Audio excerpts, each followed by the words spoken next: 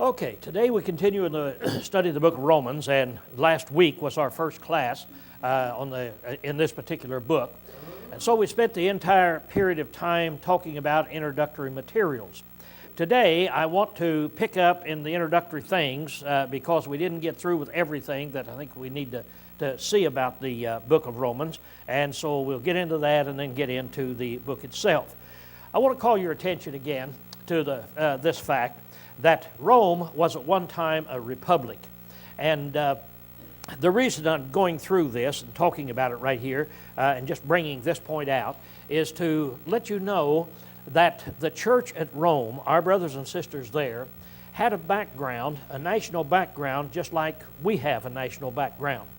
And just like that we can say, well, I remember back when, and then we can say, but the nation has gone from there to here. And we do that all the time. Well, at this particular time, these people could say, I remember when. I remember when Rome was a free nation, that it was a republic, that we all had the opportunity to vote and select our own senators. And I remember when. And Rome actually functioned in that way from 500 BC down to 27 BC. So for about 475 years, Rome was a republic. Now, that's a whole lot longer than America has been in existence, isn't it? See? And so it was a republic, but it did fall. Now, the interesting thing about this, and something that we want to see and help build up our faith in the Old Testament scriptures, is that we started out and we pointed out that back when Daniel prophesied in Daniel 2 about the Roman government going to fall, that was about 500 BC. Now, at that time, when Daniel prophesied about Rome, Rome was just a little city, not even considered as a city. They called it a village. It hadn't reached that status yet to be called a city. But it was a village, and it was sitting on one hill. Now, Rome today sits on 7 hills, but it was just one little village. And at that time, Daniel made a prophecy. Now, the interesting thing about that prophecy is this. It said, and in the days of those kings shall the God of heaven set up a kingdom. Now, I want to stop right there. Daniel is prophesying, and he's prophesying about that man that I have there, about that big statue. And I'm not going to take time to go into it because almost all of you know about that. But anyway, it's telling about this is 4 kingdoms. In other words, Daniel was prophesying to Nebuchadnezzar, the man that ruled the world. And he said, now, King Nebuchadnezzar, I know that you rule the world. You're the head of gold. But let me tell you what is going to happen to you. And so he started telling him that you're going to be conquered by an inferior kingdom. And they're going to be conquered by another kingdom. And then there's going to be another kingdom that's going to conquer them. They're going to be 4. And in the days of these last kings here, these kingdoms here, which happen to be Rome, in the days of those kings, the God of heaven shall set up a kingdom. So now he's going to set up a kingdom when Rome comes to pass. Now at that time, Nebuchadnezzar or Daniel didn't have the slightest idea who would be ruling 4 kingdoms down the line, some 500 years later. But God knew. And he told him that this little village sitting on a hill, that it will be ruling the world at that time. And so last week we pointed out that it would be about the same as if I were to tell you today that the city of Startup is going to rule the world. Now there will be other things, and so I tell you, that Iran will conquer America and Cuba will conquer Iran, and then Startup will conquer everybody. And in the days of when Startup rules the world, now before I go any farther, are you interested in hearing any more of my great philosophies and prophecies down the line, or are you ready to tie me up and haul me off to a hospital? See, you'd say that's a total impossibility. That's what Daniel sounded like as he's talking there. Nobody had ever even heard of the city of Rome at that particular time. But he says, now, in the days of those kings, then the God of heaven shall set up a kingdom that shall never be destroyed. So this spiritual kingdom will never be destroyed. The sovereignty thereof left to another people.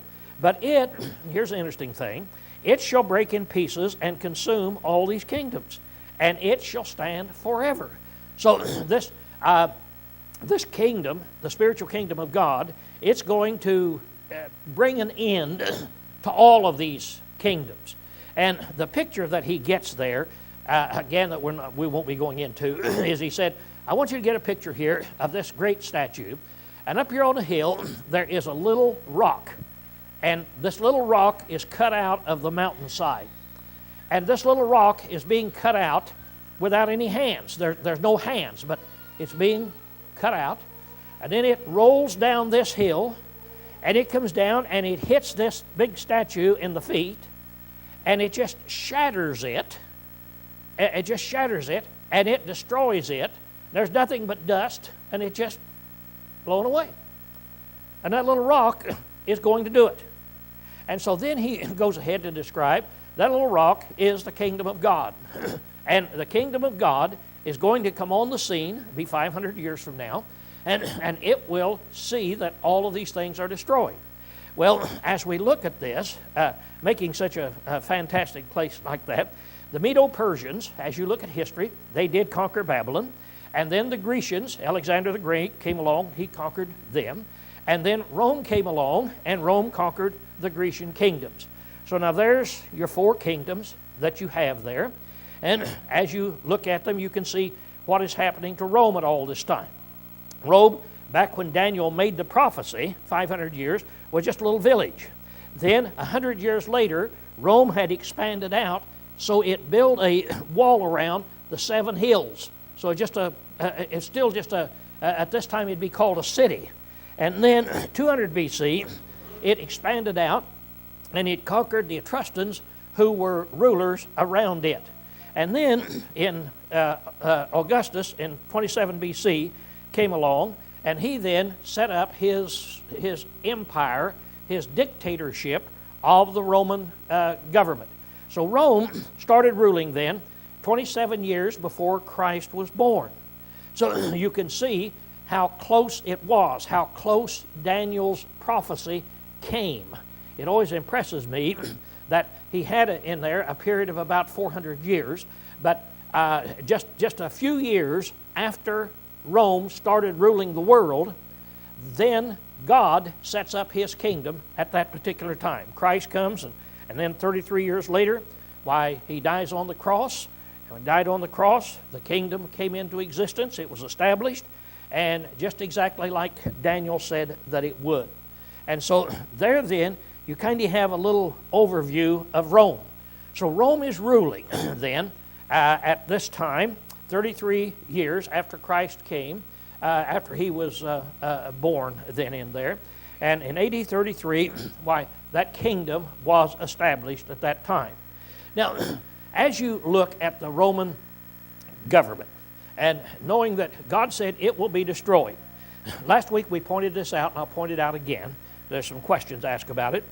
Constantine was a Roman emperor, and he ruled down in the 300s.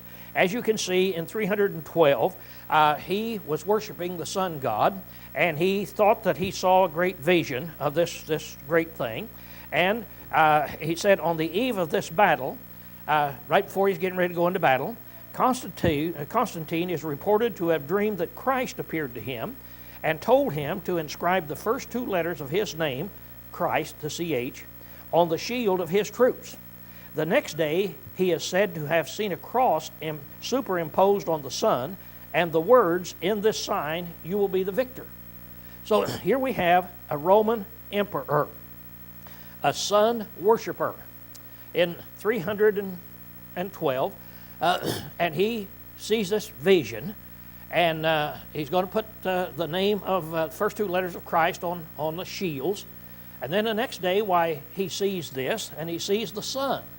Now, the sun, of course, is what he worshiped.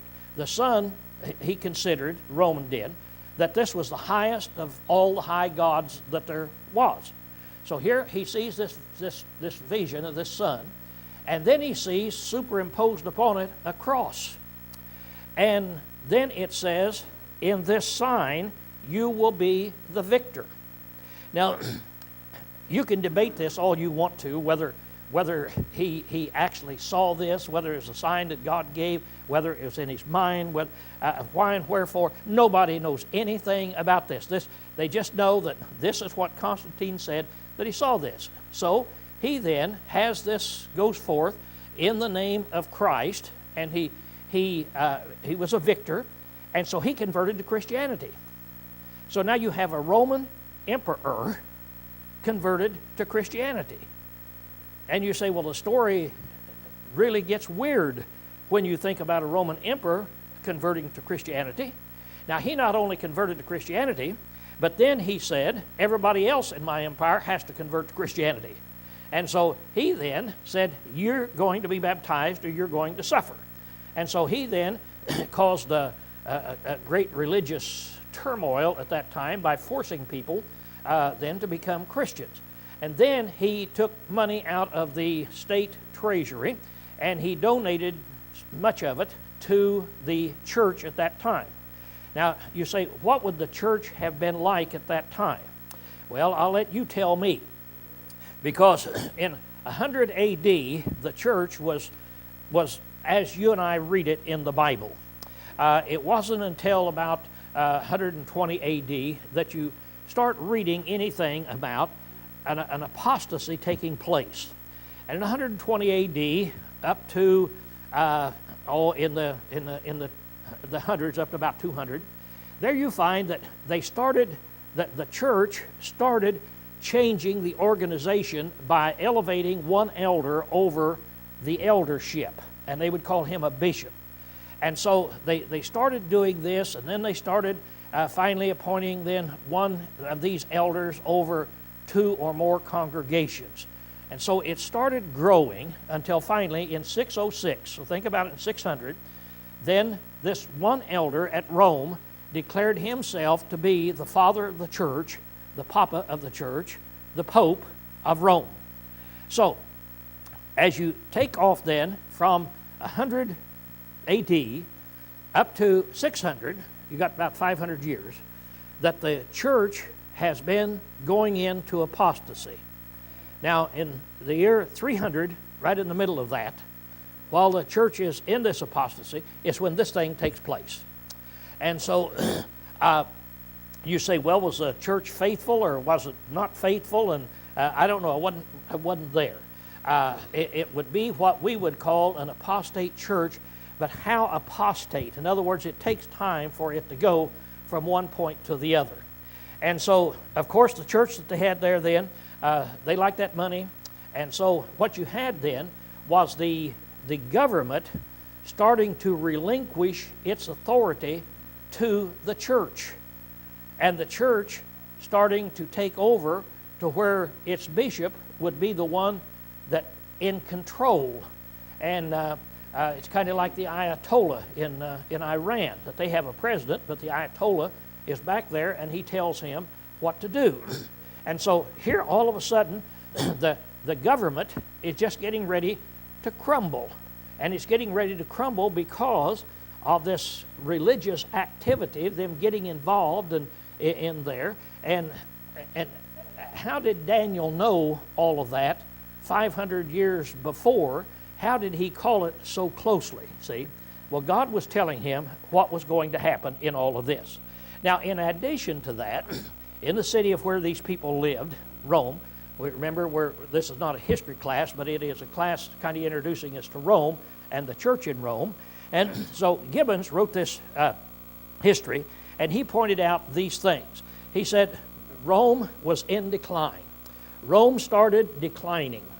And Rome declined, of course, from the first century when Augustus there appointed himself as a dictator. It started on its road into declining. And the Roman emperors then, the Caesars, they began to take on the position of God. They voluntarily looked around and they said, look how great I am. And I wonder why I am so great. I have all this power, and about the only logical conclusion we can come to is that I have access to divinity. And probably a god. So they started out with this kind of an idea that yeah, it's okay to recognize me because that's probably what I am. Well, it just got worse and worse until finally they claimed, yeah, I am a god. I am deity. And so you people are to worship me and recognize me as deity. Now, this was taking place in the first century. And at the same time in the first century, while Rome was in decline, I'm just trying to point out, you don't go with the Roman government, you don't go for 300 years, and then just all of a sudden, one morning you wake up, and boom, Rome power is gone. It declined, just like we all see America in its declining. We see it declining morally. We see it declining in various ways. People are starting to shake their head and starting to say, what in the world do you think is going to happen in here? So there is a decline. And their decline back there was that those 7 things that's in there, and it sounds quite a lot like us today, doesn't it? See? And so it was a decline. But the end result was that the Roman government was destroyed. But you and I are studying Romans, and Romans is a book written by Paul, and it deals with the church in the first century. It deals with the church, and you have to think about what our brothers and sisters in Rome were thinking when they got that letter. They were thinking, what's happening to our government? The Caesars are claiming more and more to be deity. Divorces are on the rise. Taxes get higher and higher. The Caesars had to keep taxing them more and more all the time. They had a great welfare program. One of the reasons why they had a great welfare program was that the Caesars wanted the people to look at them as a great god. Now, they were worshiping the sun god and worshiping other gods, but the fact of the matter is, when these people would get up, Romans every morning would get up and they would go in and have a worship in their living room over their hearth to the god that they worship, whether they were a farmer or a lawyer or whatever it is. And it seemed like their God wasn't answering them. What has happened to our God? Things are getting bad. What's our God doing about it? And so the Caesars then, they stepped up and they initiated this great welfare program and this great sports program. They would build great coliseums. They would invite all the public to come in. They would feed them while they were in Rome, and they would pay their wages while they were there. They just lavishly, and by the way, it would last for a whole week when they had one of these things. And so the people just loved the Caesars. Man, how wonderful they are. They are doing what our gods couldn't do. And so you can kind of see how things fit into the play so that the deity of these Caesars could be elevated. This is where the condition it was when Paul wrote his letter. So, as he wrote his letter then, why, we must go back now, been talking about there, go back here 300 years before this when Paul wrote the book of Romans, and he wrote the book of Romans about 58 A.D. So now, up to 27 B.C., Rome was a republic, and now then, you get down to 27 B.C., and it turns into a dictatorship. And so now then, we've got this dictatorship, and 58 A.D., Paul writes this letter. Now, at this time, Rome was nearing its apex in power. It was starting here and then going to decline. At the same time, Nero, he's the insane Caesar, he was ruling at this time in 58 A.D., and Paul lived and wrote his books and died under Caesar dictatorship. So everything he had to say was at this particular time. But of course his words were not of a political nature. About the only thing that he told them, he says, he told them to obey the Caesars and to pay your taxes because they are keeping the peace there. If you didn't have a government, even a Caesar, as bad as Nero was, it would have just been total chaos. And so, but Paul's message is of a spiritual nature. But I want us to see, when our brothers and sisters met in Rome, A lot of times it's hard for us to conceive and say, yeah, they were our brothers and sisters, weren't they? They were meeting in Rome. And they had worries and they had concerns, just like you have worries and you have concerns. Just like you're thinking about what will happen to Iran. And as you're thinking today, Israel went over and bombed Syria here a while back. Now, what's that going to lead to? What will happen? Is there going to be a big war over there? What's going to happen to my children? And you hear it all the time. People saying, well, I'm old enough, I doubt if it'll happen in my time, but what about my kids or my grandkids? And we're concerned. So were they. That's the point I want us to see. So were they. They were living at a time when they saw this great decline, and Daniel had prophesied about it. Now, here's the interesting thing. The church in Rome would have been established long before this date. And you say, why? Well, because Paul wrote to the church at Rome then, and he bragged on them, and he told them in there that their reputation had gone worldwide. So we don't know when the church was established, but it must have been very soon after 33 A.D. In Romans 1:8, Paul starts out and he says, I thank my God through Jesus Christ for you all, that your faith is proclaimed throughout the whole world. That's kind of interesting. And I'm just looking at it now as just in a historical setting. For somebody to say that a church has been established and its faith has been proclaimed throughout the whole world, do you think it'd take more than a week? Do you think it'd take more than a month? How long would it take? Well, again, I don't have those answers that it would take 20 years or so. But all I'm saying is it would have been established quite a few years before Paul wrote this book because of that statement that is right there that they have in this. Now, here's a hint that we have. That is in Acts 2. Paul, here we have Luke telling about what happened there in Acts 2. And he said, how hear we every man in our own language wherein we were born? Then he names all of them. And look down there. And in Acts 2, there were the sojourners from Rome, both Jews and proselytes. Now, you've got to put your imagination cap on again.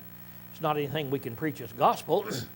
But they're in Jerusalem, the day that 3,000 people obeyed the gospel, the day that all those people heard that great sermon that Peter preached. On that day, there were the Jews, that is full-blooded Jewish people, and proselytes, that's Gentiles who had adopted the Jewish religion. They had come from Rome and they were there.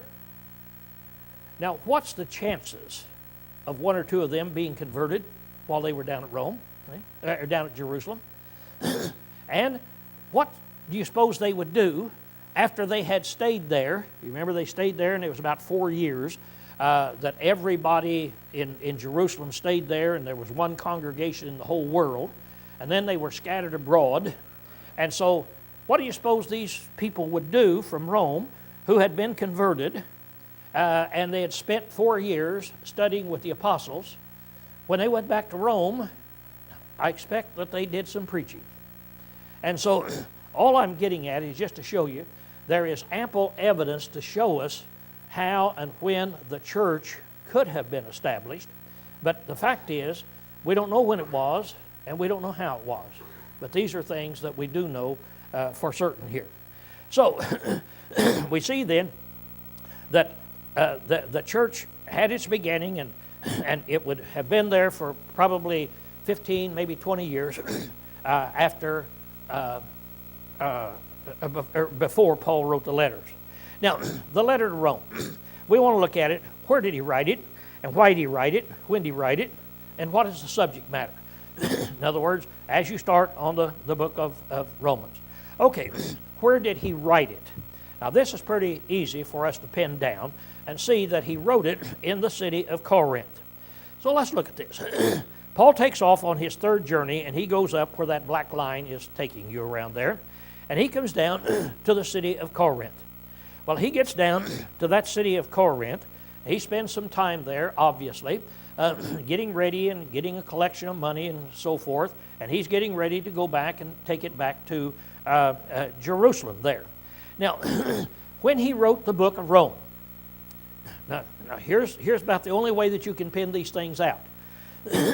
You take the book and you read it, and there are statements in there, and you say, oh, that statement could not have been until a certain date, or it couldn't have been after a certain date. Let's suppose in 50 years from now, after I've been dead about 10 years, that you find a letter in my office. And you find the letter, and it says, Dear Jim. And I start writing, and I don't sign my name to it. My name is blurred because I spilled some coffee on it. And so, but you've got a letter here, and you know it's there, so you say, well, you read it, and only Lowell could, only he would say something like that. Now, when did he write this? And so he wrote this before we sold this building and bought a new one, because he made a statement that I went down and I was preaching, today in the building that we bought off of the Adventist. And you say, well, is after we bought this building off of the Adventist, and it was before we built another one, so you can kind of pin it down. And so you start and you just take statement after statement, and finally you get down to where you can say, well, he wrote this letter in a period here of 2 or 3 or 4 year period. Okay, here's what I'm getting. When he wrote the book, he was leaving Corinth and going to Jerusalem to take a contribution. Now, in Romans 15:25, we read about this. He writes it, and he says that he's getting ready to take this contribution down to Jerusalem. So he had to have been as far as Corinth, because he said he was taking the contribution from Corinth. So he had to have been there. An interesting thing is, he could have been somewhere else and said he was taking that back there. In other words, he could have gone back over to Troas or something and still been on the way over. But then he makes there is another statement that's in there. He writes this letter, and he writes a commendation for a woman by the name of Phoebe in the last chapter.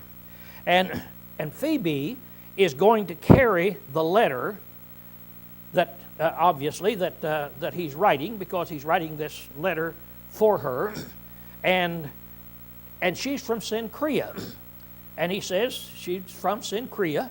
Now, Cenchrea was just a little suburb of Corinth. It was just right there.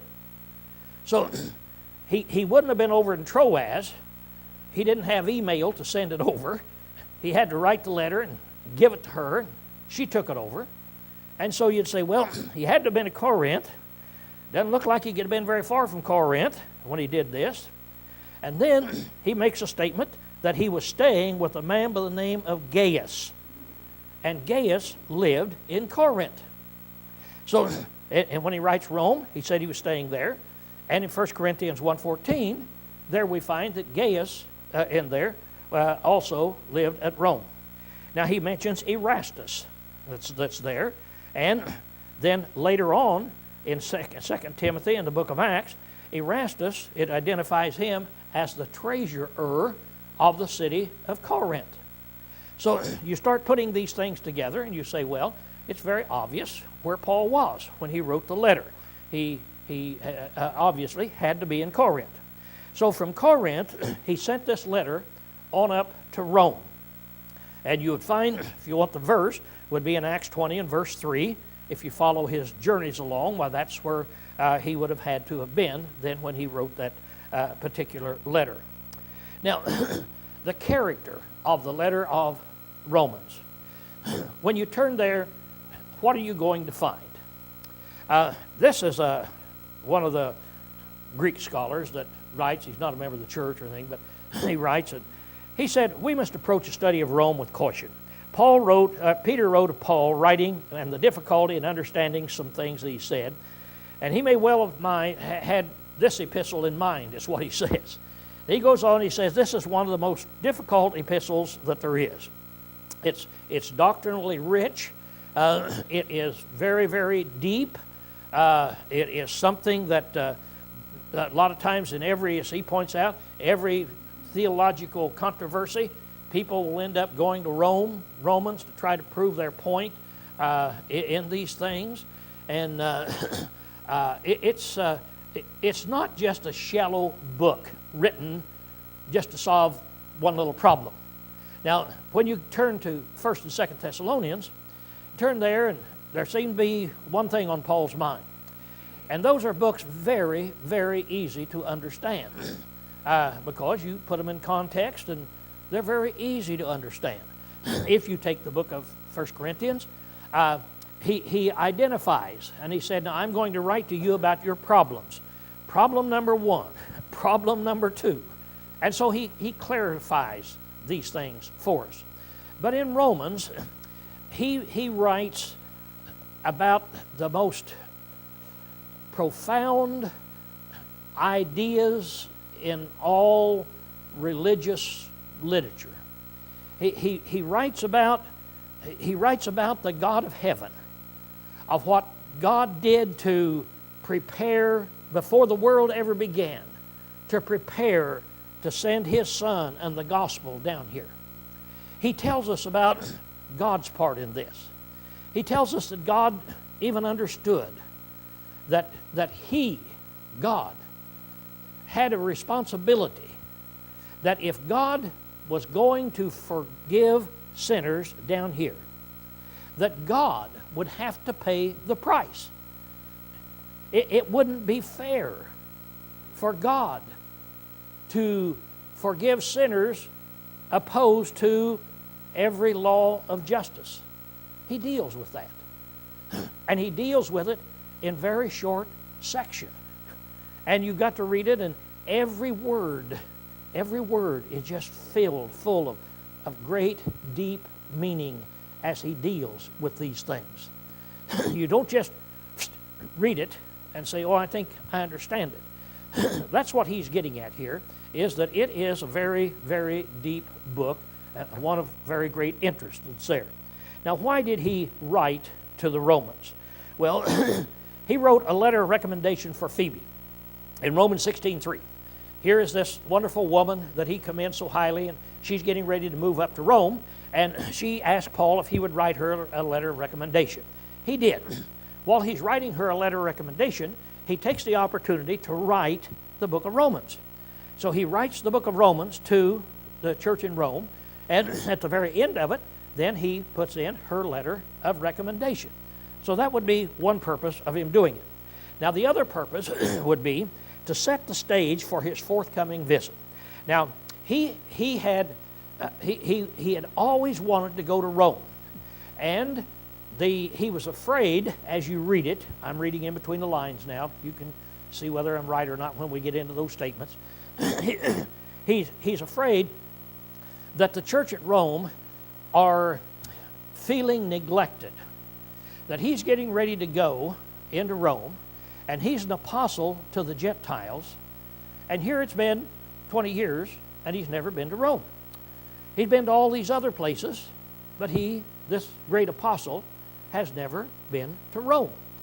So he's writing them, and he's taking great caution in telling him, here's why I haven't come. I haven't come because I didn't have the opportunity. I wanted to come. Every time I started to come, Satan would cause some problem to pop up, and I would have to stay here. But I want you to know I'm not neglecting you. I want you to know that I want to go to Rome when we get there. And then he writing to teach them doctrine. Now the doctrine he's going to teach them is that we're not saved by the works of the law, but by faith in Christ. That really is what saves us. Here's where he is going to tell them. He said, I've accomplished this, and I'm over here in Greece, and I plan on going to Spain. Now, he never did make it there, as far as we know. But I'll pass through Rome, and when I pass through, then I will let you support me in going into Spain. It's kind of a backward way of putting it, as we're thinking about. We think he should go over and say, hey, would you please give me support? He said, I will give you the privilege of supporting me. I'm going to go in there. He said, if, when I come to you, I find you faithful, if I'm pleased with the way I find you, then I'll permit you to support me. So then you find this particular doctrine that is right here. Now, what is the subject matter? The subject matter is salvation by faith. And we're going to find that in Romans 1:17 next week. So as we open our book next week and open our class, we're going to learn that the book of Romans is to show us the righteous shall live by faith. What does that mean? What all does it encompass when you talk about that one little statement, the righteous shall live by faith? You will be amazed at how Paul takes all those many chapters to try to show us in very clear language what that statement actually means. Class dismissed.